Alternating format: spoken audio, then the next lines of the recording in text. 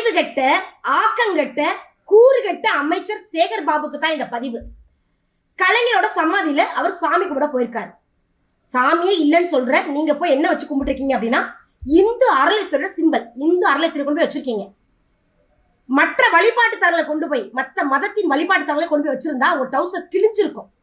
இந்து மக்கள் என்ன செய்தாலும் எவ்வளவு அடிச்சாலும் தாங்குவாங்க, நமக்கு ஓட்டு போடுவாங்க, மறுபடியும் நம்மளை அமைச்சரா தேர்ந்தெடுப்பாங்க அப்படின்ற மெத்தனை போக்கு தெனாவட்டு.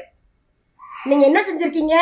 கோபாலபுரம் குடும்பத்துல நற்பெயர் எடுக்கணும், அவங்களுக்கு யார் கொத்தடிமையா இருக்கிறது, ஸ்டப்பர் ஸ்டாம்பா யார் இருப்பாங்க அப்படின்றத நிலைநாட்டும் பொருட்டு இந்து அறநிலையத்துறை கோபுர கலசத்தை, நாங்க தெய்வமா வழிபடக்கூடிய எங்க கோபுர கலசத்தை கொண்டு போய் அந்த இடத்துல படிய வச்சுட்டு வந்திருக்கீங்க.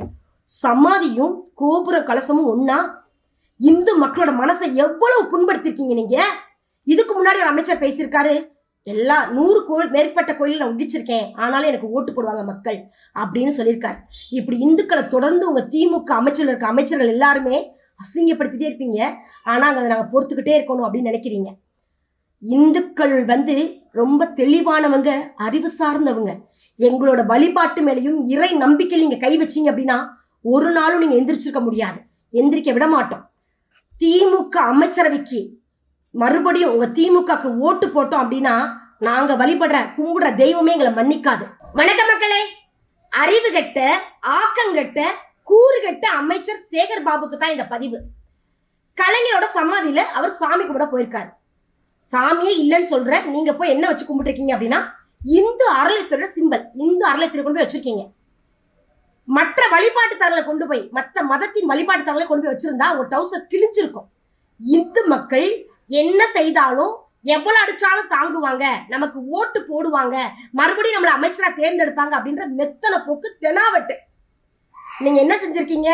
கோபாலபுரம் குடும்பத்துல நற்பெயர் எடுக்கணும், அவங்களுக்கு யார் கொத்தடிமையா இருக்கிறது, ஸ்டப்பர் ஸ்டாம்பா யார் இருப்பாங்க அப்படின்றத நிலைநாட்டும் பொருட்டு இந்து அறநிலையத்துறை கோபுர கலசத்தை, நாங்க தெய்வமா வழிபடக்கூடிய எங்க கோபுர கலசத்தை கொண்டு போய் அந்த இடத்துல படிய வச்சுட்டு வந்திருக்கீங்க.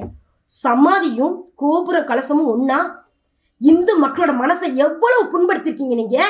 இதுக்கு முன்னாடி ஒரு அமைச்சர் பேசியிருக்காரு, எல்லா 100 கோயில் மேற்பட்ட கோயிலில் நான் உடிச்சிருக்கேன், ஆனாலும் எனக்கு ஓட்டு போடுவாங்க மக்கள் அப்படின்னு சொல்லியிருக்காரு. இப்படி இந்துக்களை தொடர்ந்து உங்க திமுக அமைச்சர்கள் இருக்க அமைச்சர்கள் எல்லாருமே அசிங்கப்படுத்திட்டே இருப்பீங்க. ஆனா அதை நாங்கள் பொறுத்துக்கிட்டே இருக்கணும் அப்படின்னு நினைக்கிறீங்க. இந்துக்கள் ரொம்ப தெளிவானவங்க, அறிவு சார்ந்தவங்க. எங்களோட வழிபாட்டு மேலையும் இறை நம்பிக்கையில் நீங்க கை வச்சீங்க அப்படின்னா ஒரு நாளும் நீங்க எந்திரிச்சிருக்க முடியாது, எந்திரிக்க விட மாட்டோம். திமுக அமைச்சரவைக்கு மறுபடியும் உங்க திமுகக்கு ஓட்டு போட்டோம் அப்படின்னா நாங்க வழிபடுற கும்பிடுற தெய்வமே எங்களை மன்னிக்காது.